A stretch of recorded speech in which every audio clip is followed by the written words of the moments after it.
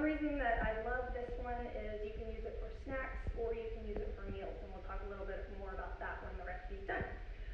But what we have is some ground beef crumbles. I cooked those up already. I cooked up about a pound of ground beef. So we've got some ground beef crumbles just in a plain old muffin tin that I sprayed really well so that they don't stick. I only used about half of that pound, so this other half, we're actually having pizza in our house this week, so this other half I am going to be saving and planning over for, and we'll talk a little bit about that as well.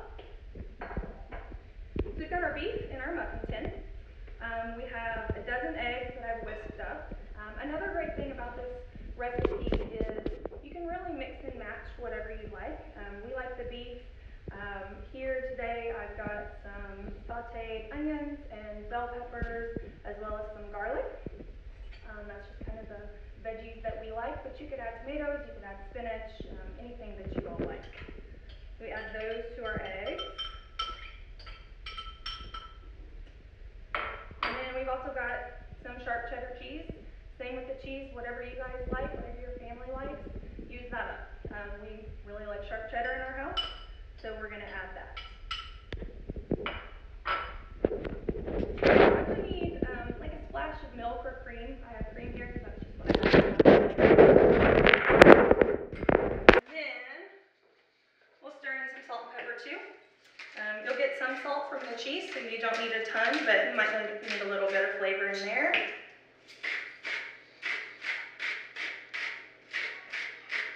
So we will just kind of give that a little stir, mix that up really well.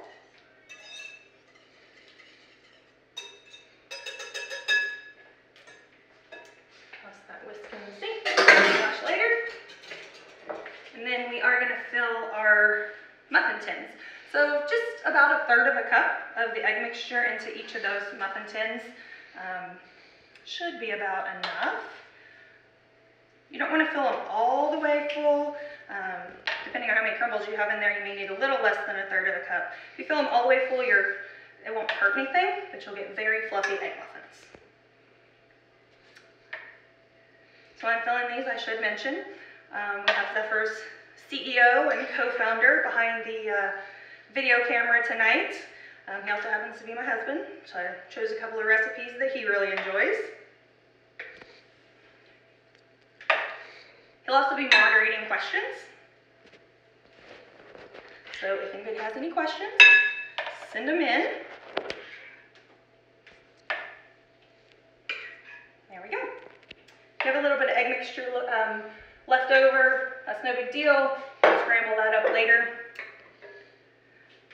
So we're going to pop these into a preheated oven at 350.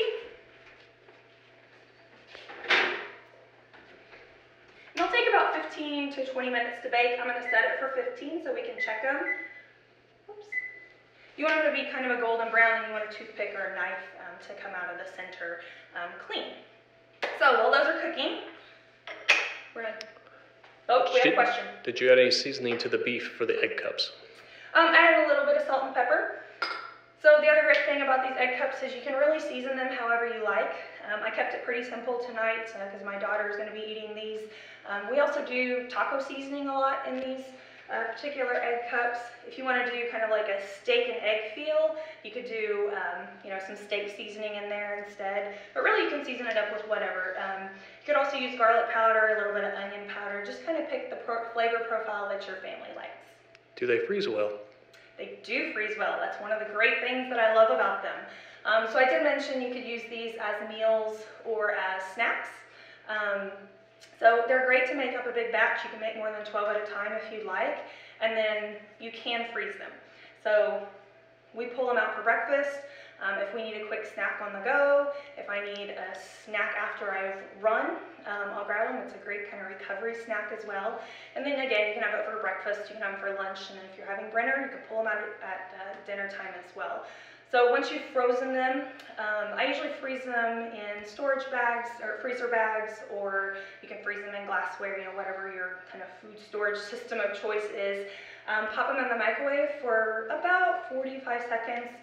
You might want to play with that just a little bit depending on the power of your microwave. but they're easy to use, and they're great, especially if you need something on the go. Any other questions on the egg cups?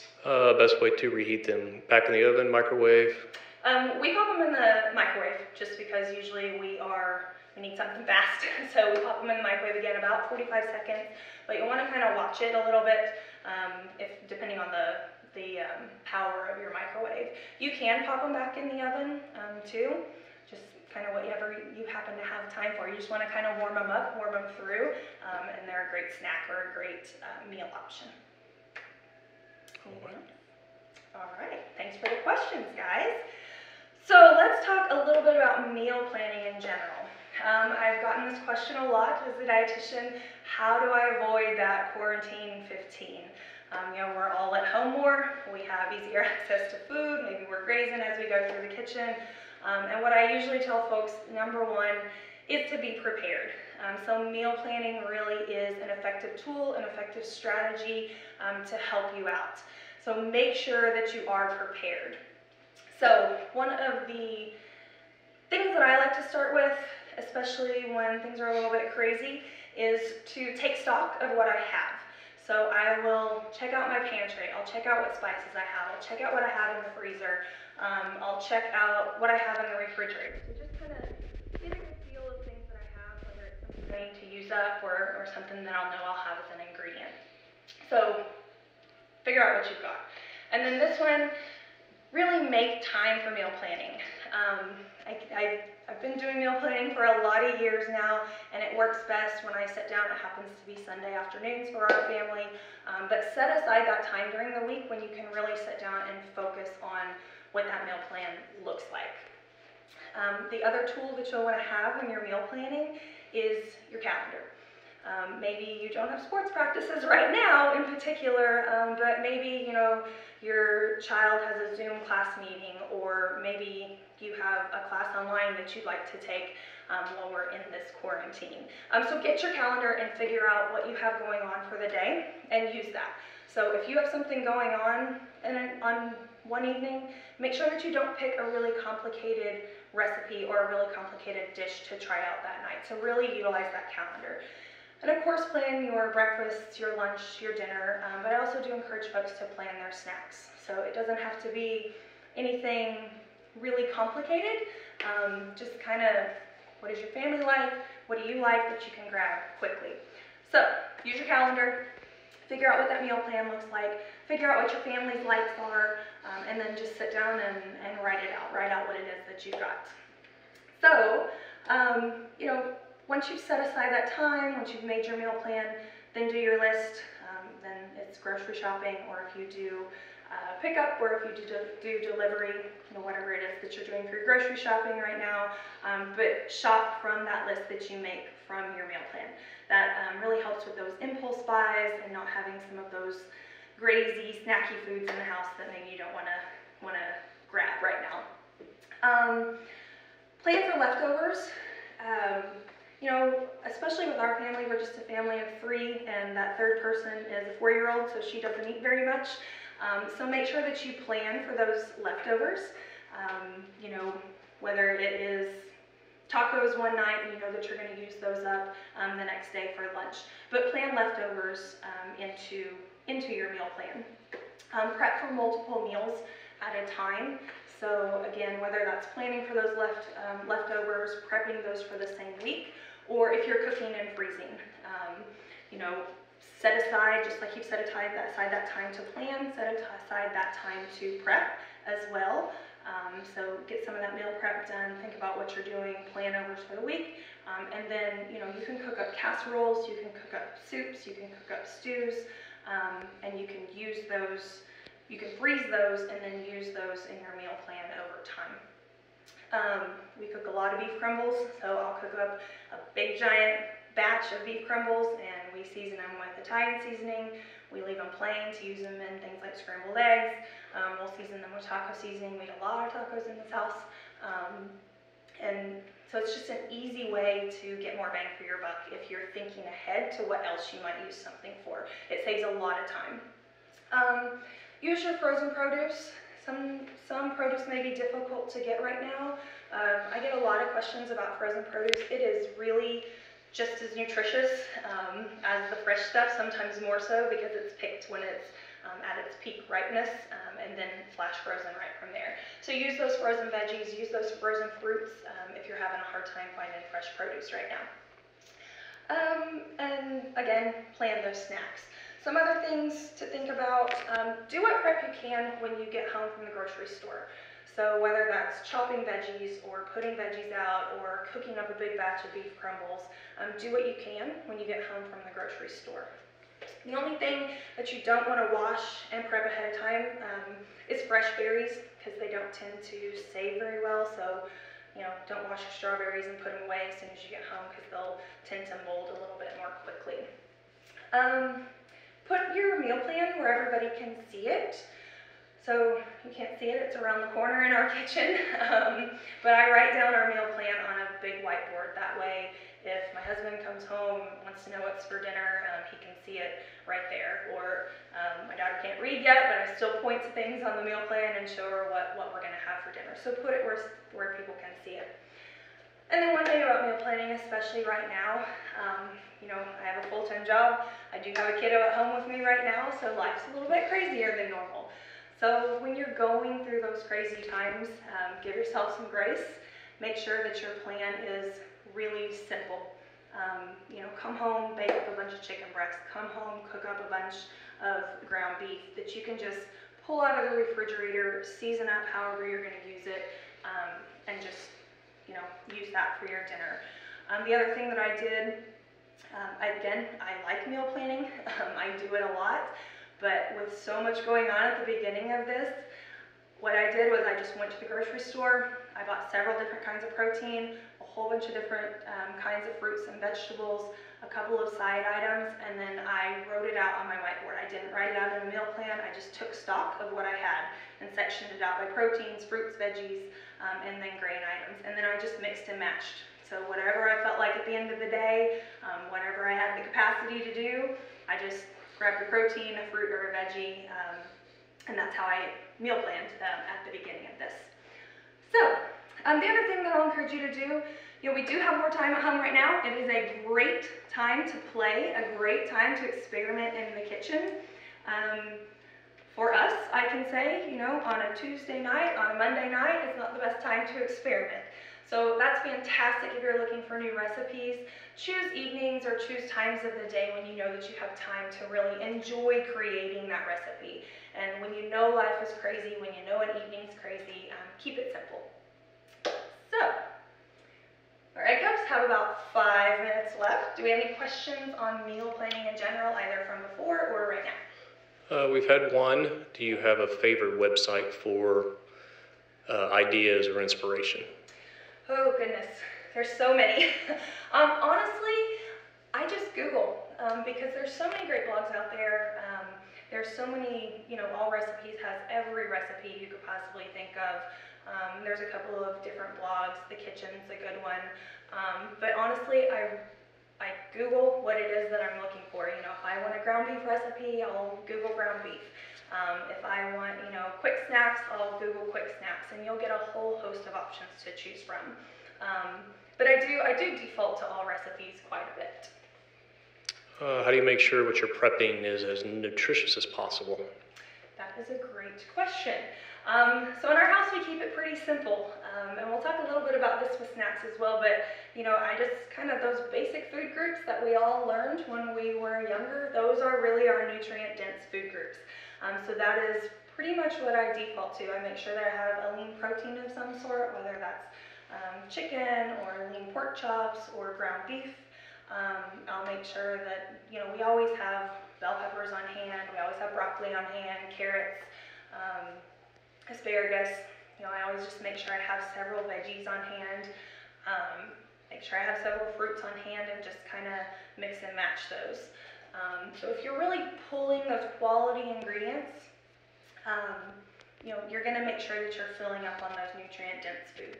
I always tell everyone, keep it simple, keep it basic, Go back to those food groups and pull items from there. When you start with that base as your recipe, you're gonna be filling up on all those variety of nutrients that you need. One reason that we cook with a lot of beef, beef is a really excellent source of 10 essential nutrients, and a lot of those support immunity. That's really important right now. So we do a lot of beef. We also do a lot of proteins that we can just easily toss on the grill because that doesn't take very much time at all. Other questions? Do we have any questions from before about meal planning? We've got them so far. Okay. All right. So I'm going to go ahead and start another recipe really quick. This is our kind of Asian beef crumble. It's kind of got a Korean barbecue flair to it. What I have here is a half a cup of low sodium soy sauce and a half a cup of brown sugar. I love these mason jars because one, you can measure in them, and two, I'm going to shake this up to use it in just a minute, so it's really easy to do that with.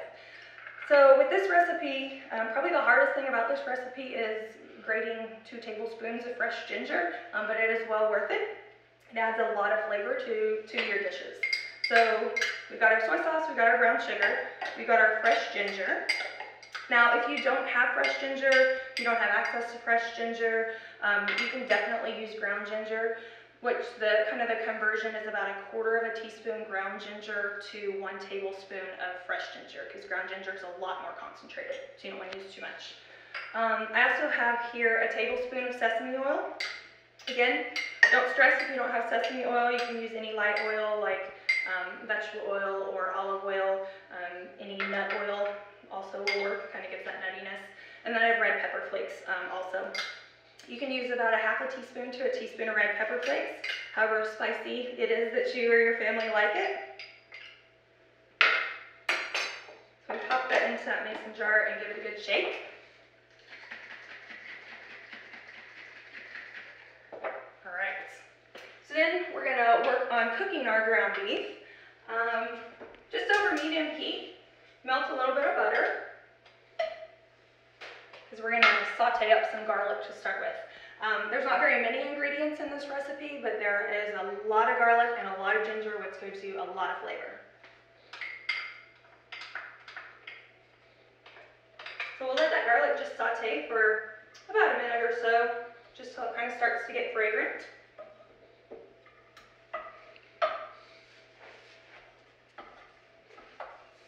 The butter doesn't want to melt.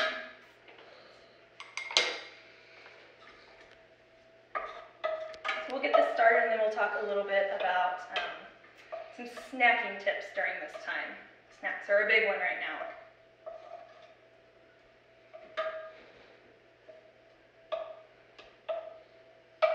So once your garlic has kind of again started to get fragrant, it's cooked for about a minute or so, then you can go ahead and add your ground beef. This is 2 pounds of ground beef.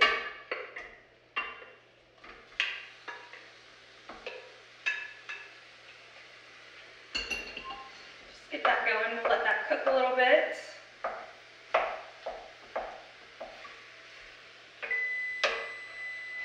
Alright, perfect timing while that's cooking. Take a look at our egg cups. I don't know if you can show in there, Michael.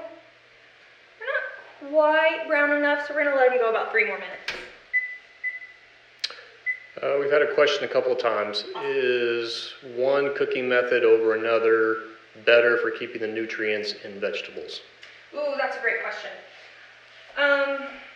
So steaming, roasting, things like that, grilling, that tends to keep some of those nutrients in there. One thing that happens when you boil vegetables, that's when you start getting a leaching of some of those nutrients out. You're still going to have the fiber, you're still going to get some of those nutrients, but if you boil things, like if you boil your broccoli or boil your Brussels sprouts, that will leach more of those nutrients out. That's a great question.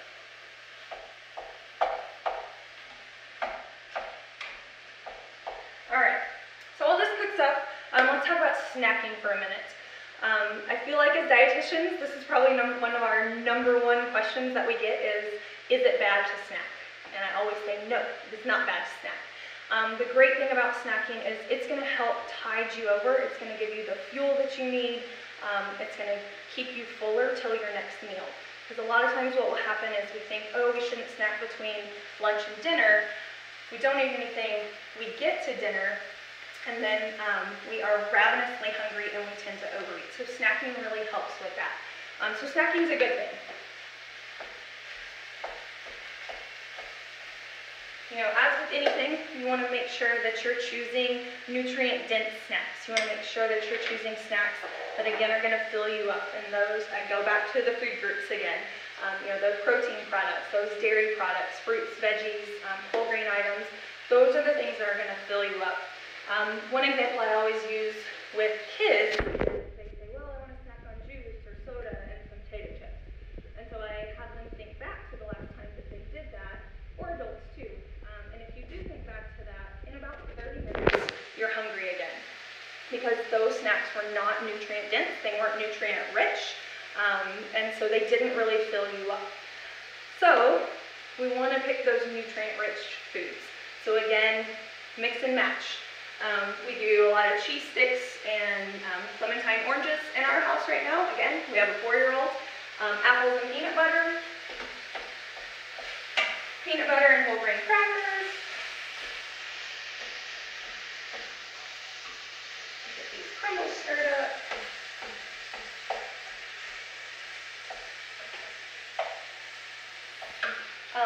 So again, pick those nutrient-rich foods. You know, toast with a spread of avocado on it. That's a great recipe or that's a great snack to choose as well. You know, nuts are good fats, avocados are good fats, so again, they're going to fill you up and give you a lot of those good nutrients that you need. And we're going to go just about a minute longer. I think those should be done. So again, back to basics with the food groups and with your snacking. Especially right now when stress levels are high. Again, when we're walking through the kitchen, you walk through the kitchen and automatically you feel the need to graze. What I really encourage about snacking is a couple of different things. One, set a timer. This is in part because a lot of us, as we're working from home, we may, forget that it's time to grab a snack. So set a timer to remind yourself to check in to see if you're hungry, see if you need a snack. Also, you can use that timer as, hey, it's not grazing time. If you do feel the need to graze or you do feel the need to snack, but you're really not sure if it is just stress or if it is just walking through the kitchen that's making you hungry, a couple of things that you can do. Drink some water, because a lot of times we mistake hunger for thirst, so drink some water. I always tell folks, wait 20 minutes. Wait 20 minutes before you have that snack, because that'll kind of, again, give your body time to check in and see, am I really hungry? You can do another activity during that time, and then, if you're really hungry, have a snack. But if you feel like you're just stressed, tired, grazing, just wait that 20 minutes, drink some water, and see if it gets rid of that craving. So, we have these pretty little egg cups here. Have our ground beef in the bottom. I'm not going to take those out just yet. Let them sit for a couple minutes before you pop them out. Hopefully by the end they'll be cool enough and I can pop them out and show you. But they should be a nice kind of golden brown, and you'll want a knife or a toothpick to come out clean. Let's check in on our crumbles.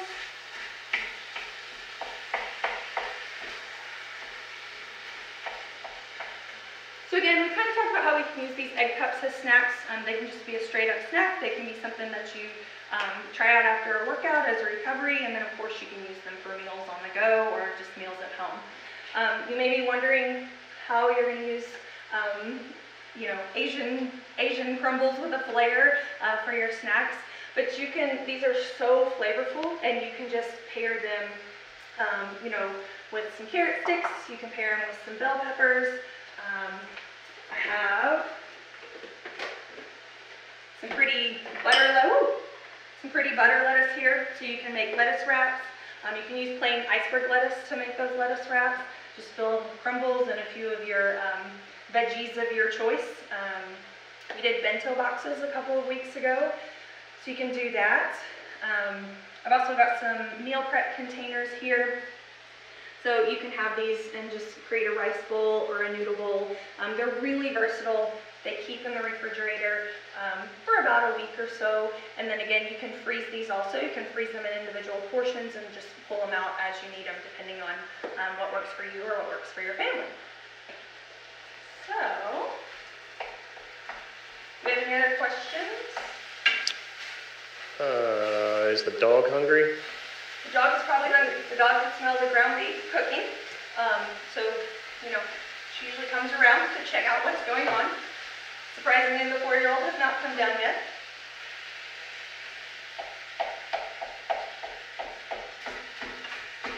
She's a pretty good dog though. She doesn't jump up. And then I think we had, Michael, some questions that folks sent in through Leisurelist stories. If you have those, and you can answer those quick while these are finishing up. Let's see here. What are your must-have pantry items to always have on hand? That is a great question. Okay, so let's run through the pantry. In our actual pantry, I always have kidney beans. I always have black beans. Those are the two bean types that we have. So I have dried, but honestly, especially right now, I'm using canned more. So I have canned black beans. I have canned kidney beans. I always have tomato paste, tomato sauce, diced tomatoes, and then some crushed tomatoes, because those are great bases for sauces, various things that you can use. We usually have chickpeas, so that I can chickpeas, so we can, you know, use the blender and make up some hummus really quick, or we roast those a lot for a good crunchy snack. So those are kind of my pantry staples. A lot of times I'll have like canned chicken, or you know, the tuna or the salmon in a pouch, because those are great on the go, whether that's a snack or whether that's a meal option. Get these a stir real quick so they don't burn. Obviously I have salt and pepper. In my spice cabinet I always have garlic powder, I always have onion powder, taco seasoning, guacamole seasoning. We have a lot of tacos, I think I mentioned that. We're a taco household. And then just your basic spices, I'd be sure to keep those on hand. I always have some ranch dressing mix, because that's a good flavoring, whether it's for chicken or we make yogurt dip for our veggies out of that. Also in our pantry, I always have onions. I have red onions and I have yellow onions. I usually have either red or yellow potatoes, and then also sweet potatoes. So we can always throw something on the grill and have mashed sweet potatoes in a hurry. Let's see. I always have light soy sauce. Again, it's a great base. And then I have a couple different vinegars. Apple cider, rice vinegar, and balsamic vinegar are usually the ones that I have. And then of course some pretty standard olive oil, canola oil. If we're really trying to avoid the grocery store, are veggies good to freeze? And if so, what are some good ones to freeze? Ooh, that's a great question. Yes, veggies and fruits both are good to freeze. You know, you want to pick those kind of heartier veggies. You know, your onions, your green beans, your peas. You can freeze carrots. You know, what you're going to want to do is, you know, get those prepped, whether it's sliced carrots, get the beans snapped. You'll want to blanch those. So what you do is dunk those veggies in boiling water for about 2 minutes, and then you're going to want to pull them out after that 2 minutes and immediately get them into an ice bath. That's going to stop the cooking process, because you want to set them up for freezing well, but you don't want to cook them too much. So blanch them. Blanch them and then lay them out on sheet pans and dry them off. Lay them out on sheet pans, whatever it is, whether it's your, you know, your green beans or whatever.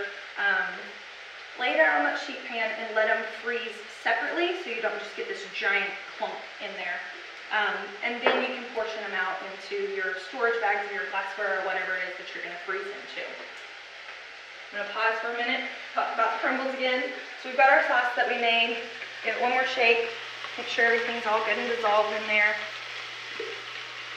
And then just pour it over. We're going to let that cook down for 5 minutes or so. Give it a good stir. It'll get nice and crumbly. Nice and caramely, excuse me. So you might recap, we've had quite a few people just join maybe in the last 15 minutes. Okay. So might back up and just tell everybody what we're making and with what. Oh, that's a great idea.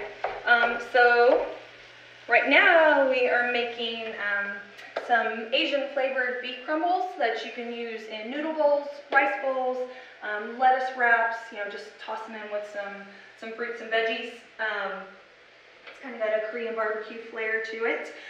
So we've made those with some ground beef crumbles.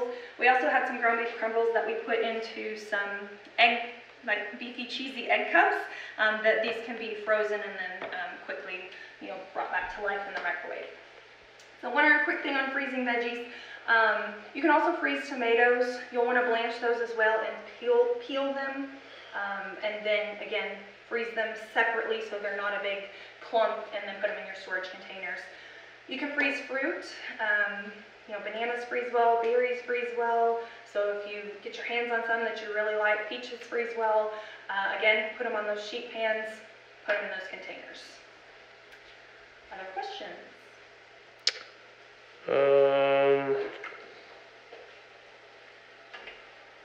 We did have one about the ground beef specifically. Must be someone who's purchased it. Why does it taste better than other ground beef? Oh, great question. So the one-source ground beef is from one single animal. So that's one reason I like it is, I know exactly where it came from. The other reason that the flavor is so good and why it makes a fantastic burger, or I like to use it in recipes, it's all the yummy steak cuts. So it's not just fat and trim, it's the actual brisket, chuck roast, sirloin, all of that stuff blended up together. And that's what makes up that package of ground beef. The egg cups, can they be frozen? Yes, absolutely. Freeze them up. You can put them in storage containers, whatever your storage container of choice is. Put them in freezer bags, but absolutely. Some folks will wrap them individually in foil, just kind of depends on what works for you, but they can absolutely be frozen and then pop back in the microwave for about 45 seconds or so, depending on your microwave power. Other questions? I think we are caught up. Okay. No other questions from before? Okay. So again, I really, I love cooking up a lot of ground beef crumbles because they can be used in so many different ways. Of course you have your burgers, you have your tacos, but they can be put on pizzas like we're going to be doing with the other half of this package. Sometime this week they can be put into spaghetti. Other things that we do with them, we put them in waffles, we put them in scrambled eggs, lots of different things that you can do with ground beef. Make patty melts. Let's see, what else have we done with them? Stroganoffs. So they're really versatile. That's why we like to cook up a big batch of them at a time. And those can be frozen too. They don't have to have any flavor except salt and pepper on there on those crumbles. Just freeze those up. All right. We've got our beef here. It's almost done. It's all nice and caramely and browned up. And turn that off. Need to make a little room. We got a lot going on here today. And then, so however you're serving these, whether it's in bento boxes, whether it is in lettuce wraps, whether it's in rice, I like to top them with some green onions. Gives a little more flavor, and some sesame seeds if you have them. If you don't sweat it. Just do what you got and cook them up. So any other questions before we wrap up? Suggestion on finding ground beef recipes in particular, and yours that you've mentioned here. So the ones that we mentioned here, you'll be able to find those on Leisurlist once they get the video uploaded and everything. They'll include that in an article. Zephyr's blog has great ground beef recipes as well. And again, I use Google a lot, so you can always Google easy ground beef recipes, and you'll get a lot that come up. So Leisurelist, Zephyr's blog, and Google. Anything else? We are caught up. All right. Well, again, we really appreciate getting this opportunity with Leisurlist, and you can find this video as well as some of these other resources up on their website soon. And thank you all for spending your 30 minutes with us. We really appreciate it. See you later.